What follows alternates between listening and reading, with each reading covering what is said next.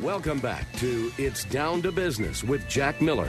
Follow us on Facebook at Jack Miller Down to Business or on Twitter at H.Jack.Miller1.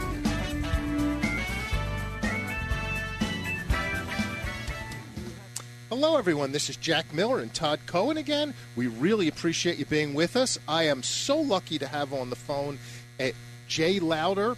And he's an evangelist, a founder of Lowder of Harvest Ministries. He is nationally or globally known for his work that he does in helping really everyone, downtrodden everyone. He goes out of his way, and I have to tell you, as a capitalist, I'm always impressed by people who give their lives to the betterment of mankind. That's right. Plus, we already had him on the show once to talk about Christmas. We're going to take a little detour to the left today and talk about something a little deeper, a little darker. But Jay, welcome. Yep. Thank you, my friend, for being with us. Oh, it's great to be back. Jay, today we're talking about a serious topic that I first got into a few months ago on mental health and suicide, and hopefully suicide prevention. I'm going to jump right into it. I don't know how else to jump right into it and make light of this. And I was really startled when I read some of the numbers. And it's not just the numbers of the people who've been who've completed the act, but what gets me is the people who are in so much pain that they think about such a horrible thing. You've been very candid and out front about your episode or your closeness to it. I don't know how to say it diplomatically, but maybe if you could start by telling everyone your story with depression, addiction, how you contemplated suicide, and what changed it around for you, and then we could segue into how do we help other people and other families who are going through this horrible, who are just depressed and have mental illness. Right. Well, it started off with me. There were several triggers, tipping points that led to me getting in this place of contemplating self-violence. I've been thinking suicidal thoughts for quite some time, and for some people, it's a history of depression. For some people, again, it's certain triggers that happen. For me, it was just a series of things. You have to put yourself in the mindset of somebody who's 21 years of age. It's a male. I lost my car. I was put on academic probation, so I left school. I lost my girlfriend. And so, again, for a 21-year-old young man, there's a lot of identity wrapped up in, your girlfriend, your car, what you're doing with your life. And so I began to spiral into the depths, just the darkest of holes of depression. And so the further I got in depression, the greater my addiction began to grow. Initially, I'd always drank alcohol pretty regularly, but it ended up being a full-blown addiction. And part of that was, I guess when you're 21 and you don't have a job and you're not going to school and you're living off the government, you don't really have anything to do but try to escape the pain in your life. And so I would spend the entire day really just inebriated, trying to escape the reality of where my life had ended up. Did you have a history of addiction in your family? Was that something that sort of came on its own? No, that's the irony of it. My parents didn't even drink alcohol, and still don't to this day. So there was nothing really that would. I wasn't what you would say is a prime candidate for someone who would have developed an addiction to alcohol. But again, what started out as just a release, an escape, over time, is the proverbial boa constrictor that gradually began to suck the very life out of me one step at a time. And of course, as I sunk deeper into depression, those thoughts began to come in of ways to escape all of the pain, to try to alleviate and isolate just this inner struggle that I didn't know how to cope with. And I was too afraid to tell anybody the depths of my despair. So I was left doing nothing but being in a place of isolation, which is very dangerous for someone who's contemplating ending their life. You just touched on a big thing, I think, about addiction today and mental health in general, and that's the shame and embarrassment that people feel when they have these thoughts and when something's wrong in today's society about seeking help. I know it's a two-way street. I think our society doesn't offer enough help to people who are afflicted, but I also think that the people themselves, for whatever reason, feel shame and embarrassment about it, and maybe that's a societal thing.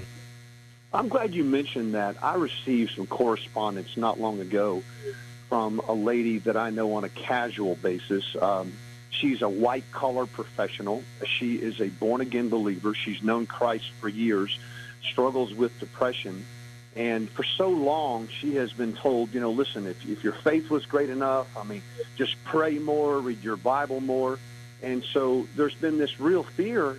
And so, again, it's really created even more isolation because rather than sympathy or encouragement to get professional help or medication, she's been told, well, if you really were committed to Christ, you wouldn't be struggling with this. Now, the truth of it is there are people like me, and when I met Christ at 21 years of age, and once I met Jesus, the thoughts of suicide were completely gone. But there are other people who meet Jesus who still struggle with addictions, who still struggle with thoughts of self-violence. And so you can't categorically put anybody in one certain position and say, well, hey, by the way, if you know Jesus, your life's going to be all together. I know a lot of people who know Jesus that struggle. They just struggle well. If someone is hurting today and contemplating that, or if parents or friends know of someone who's hurting, what should they do? How do we help someone who's contemplating that today? Right. Well, I want to back up, if I may, just a little bit and say that for me personally, again, just because this is what happened to me, you can't make a theology out of an experience. But for me, when I met Jesus, that's the hope that I needed. That was the beginning of a new life that I needed. I wanted to get away from the old life. And so for me, when I met Jesus, all that was gone. But again, I know that that's not the case with every single person. And so there are several things that one can do for someone who may be struggling with contemplating ending their life. And I'll throw a few of those out.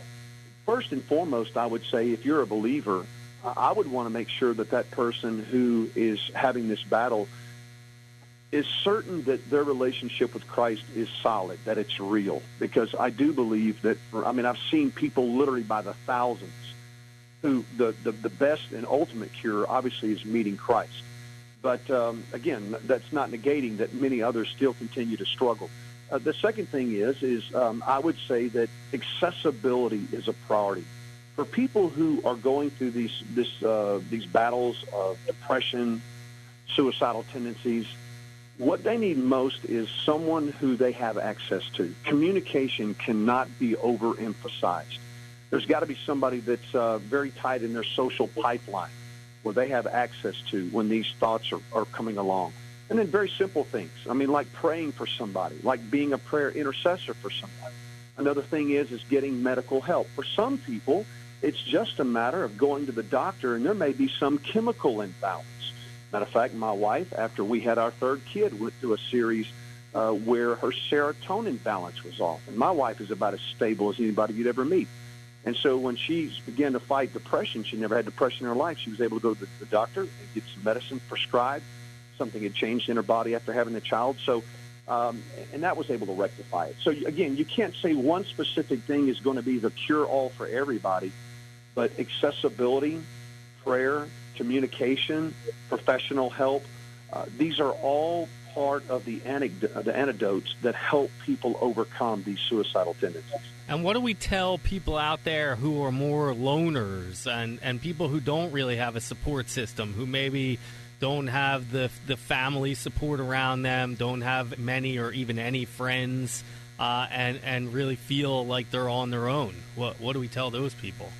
Well, again, it goes back to intentionality. You can't be a bystander.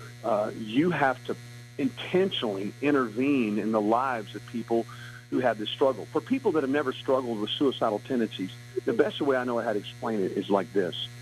We all saw years ago what a tragedy it was during 9/11. Many people who had to jump out of the building. Well, in some ways, that is a representation of people who are fighting these thoughts of suicide. It's not that they don't fear death. It's just that the fire behind them, the problems behind them, the struggle behind them seems greater than the pain in front of them. Now, there may be a litany of people down on the ground saying, don't jump, don't jump. But for that person that feels the pain and the fire behind them, they feel it's their only recourse. So again, intentionality. That means intervention. That means contacting people, going to see people, doing everything you can to reach out to them, being accessible. I mean, it can be very difficult because, again, a lot of people who are battling this issue are people who tend to withdraw.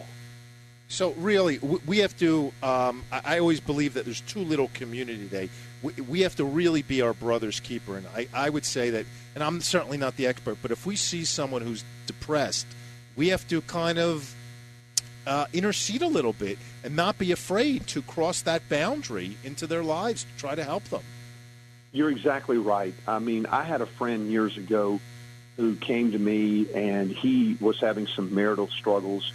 I didn't really realize the depth of the depression and struggle he was going through. And so although I made myself accessible and talked to him, I wasn't as intentional as I should have been. Now, of course, if I would have known he was on the brink of committing suicide, my actions would have been different. The long and short of it is this man who was a father and of 2 children and obviously a husband hung himself in his bathroom. I was a pallbearer in his funeral. Regrettably, it took something that tragic for me to learn the lesson of how important that it is that, again, I take these intentional, proactive actions to intervene, to be accessible, to be a friend, to listen, to not talk at, but listen to.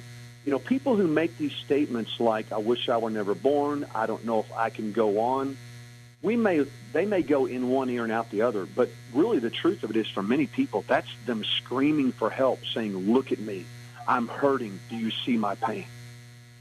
What do you think that we as a society can do sort of to bridge the void that we have, I think, in providing assistance to those who need mental health, help? Because we have a serious problem in this country, certainly, and maybe even in the world. I mean, with all of these school shootings, and forget about terrorism for a second. That's a whole nother, subset. But all of these young kids who are shooting up, high schools and middle schools and colleges and everything else in our country, I mean, these are mentally ill people who are not getting the help they need. And it's very scary to be a parent of children going to schools today. Right. Well, it is an epidemic on a national level. There's no question about that. And again, it's an issue, obviously, that our government's struggling with and that our nation's struggling with. Regrettably, when it comes to suicidal tendencies and mental health, it almost is taboo. It's something that you don't want to talk about. You don't even want to talk about it in church, let alone on the street. And people sometimes feel incapacitated in not knowing what to do. Of course, anytime there's an uncertainty about what to do, people, their tendency is to do nothing at all. And so it just goes back to, what we've been talking about today, and that there's got to be some intentionality. And I would say it's going to start at the church. I mean, obviously, we're talking about the Lord today. We're talking about things in the context of a biblical perspective. And what bothers me the most really is not the lack of what our government has done or what our officials have done. What bothers me the most is the lack of what our church has done. I'm of the conviction that churches ought to have intervention programs. They ought to have workshops. I'm of the conviction that pastors need to be addressing this issue and talking about it where it's brought out in the open, where people don't feel shame or embarrassment.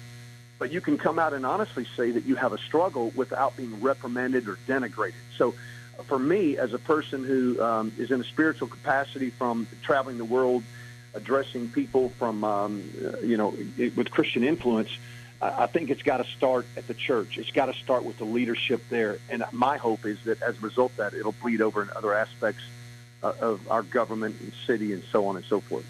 Jay, I appreciate you being with us. I appreciate you being candid. Could you give your website, your contact information for anyone who wants to follow you? Absolutely. It's J Lowder. That's Lowder, JLowder.com.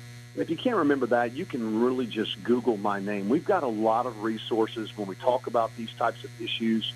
There's an armada of information on our website, as well as articles that have been written that tackle these tough issues, how to deal with them, how to deal with people who are struggling, how to deal with families who have lost a loved member, a family friend or loved one to suicide. So we've got plenty of resources to try to help people navigate these difficult waters. Jay, we certainly appreciate it. Keep your hard work up on behalf of humanity. We're all grateful to people like you. Thanks, Jay. Well, I appreciate it, guys. Thanks for having me back. Thank you for joining us, everyone. Thank you. Todd, Jay, I really appreciate it. Todd, what 2 episodes? I mean, I don't even know what to say. Just wow. We have another third great guest on the phone. We're going to bring him on now. Damon, are you with us? Yes, Jack, I'm with you. I appreciate it, Damon. I don't even know what to say. Usually Todd and I are bubbly. And we have ear-to-ear grins, and we're smiling and joking. And look, it hasn't been such an uplifting show, but you guys do God's work, all of you, and we are appreciative. And basically, we want to educate ourselves and our listeners so that we all put ourselves in better position to help, loved ones and friends and anyone else who we think might be struggling. Damon, I appreciate your time. Everyone, we're very lucky to have Demian Laudiso with us, who's with Switchboard211, which is effectively the National Suicide Prevention Hotline. Damon, your phone number, what's the number that if people, I want to start with the phone number for people to go for help? The national number is 1-800-273-TALK. Okay. Also, I want to bring up that I think it's fascinating. If folks are in need, if their families are in need, they can go to their website, just Google Switchboard of Miami, and really there's a whole switchboard network. And you can text them, you can chat with them. They have, Damon, am I correct? You have Spanish-speaking and multi-language people there? Yes, we're trilingual, English, Spanish, and Creole. But also, we have access to a translator line, which we can get any language interpreted. Yeah, and I would express everyone to Google Switchboard of Miami because they're an unbelievable operation. They have specialists who focus on veterans and who focus on the LGBT community. Damon, I want to jump right into it. We've had 2 very heavy, meaningful interviews. If somebody is out there who is depressed, if either they're thinking about it or they have a family member or a friend or just someone they know, a coworker, what resources are out there and what should they do? Well, the first thing I would suggest is to reach out to somebody to talk to.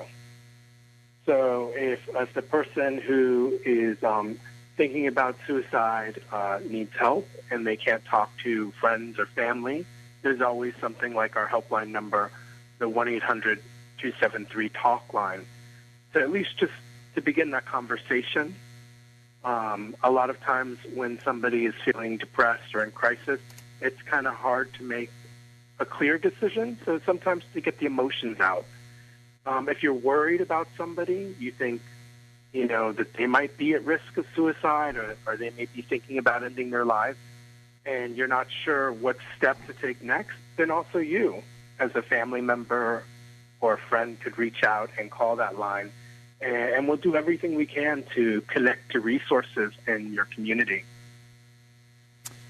When do you think is I don't want to say the best time to call. Hopefully no one needs to call. But, when should someone call, or when should someone who knows of someone who's stressed out or depressed or whatever call? Is it the sooner the better, or what's the timing? What do we tell people? As soon as there's concern. As soon as there's concern. Not every time that we have concern is there going to actually be the issue of suicide, but it never hurts to err on the side of caution.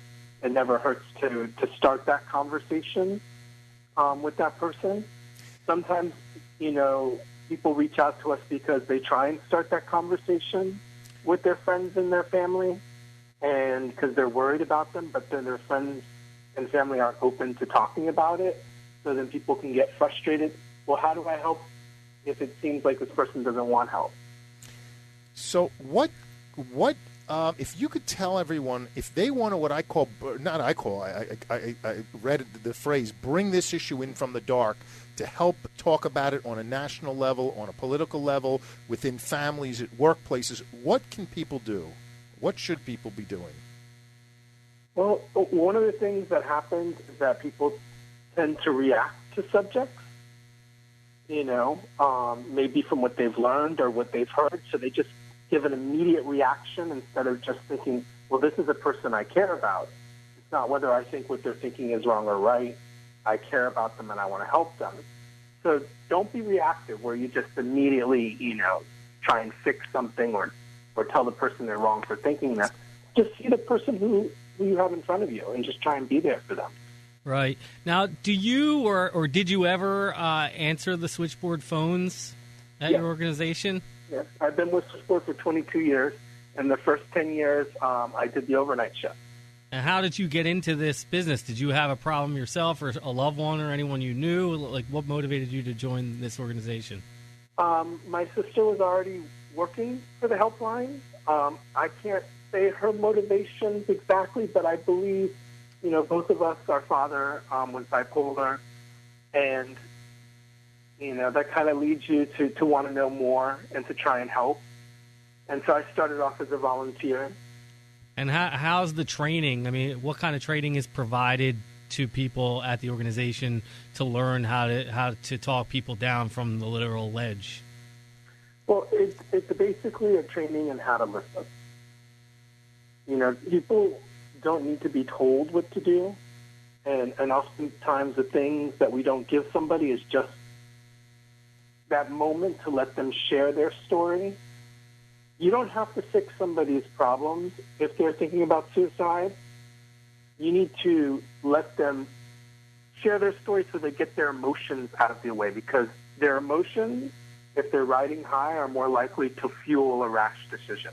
Right. So, talking about it won't change what's happening in their life, but it'll help them with what they're feeling about it. And so that's where we start. Is it problematic in any way, or is it encouraged to have someone else call on a suicidal person's behalf? Damon, we only have 30 seconds. I apologize. Well, whoever can make the call makes the call. So if the person thinking about it doesn't want help, then you as a friend or a family member should make the call. Damon, to start the conversation. Could you give out, again, your website, your contact information? We only have like 15, 20 seconds, but it's critical. The 24-hour line is 1-800-273-8255. And you could also access the website, which is suicidepreventionlifeline.org. Damon, I don't know how to thank you. God bless you. Keep doing your great work. I mean, your organization is fantastic, and you have a bunch of heroes down there, and we all want to thank you for the fantastic work you do. To everyone else, I don't even know what to say except that you are loved.